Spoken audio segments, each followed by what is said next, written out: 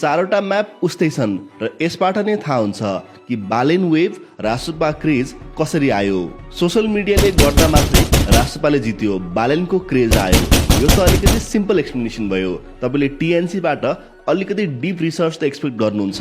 त्यसैले routine of Nepal बन्दले बालेनको यो whole क्याम्पेनलाई कसरी समराइज गर्छ त्यो हेरौँ।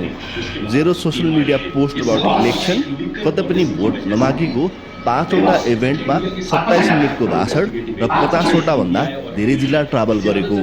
A few moments later.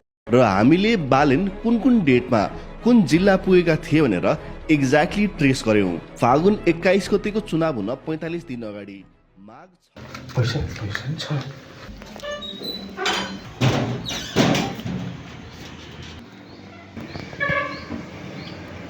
Cylinder पो लिएर गएछ।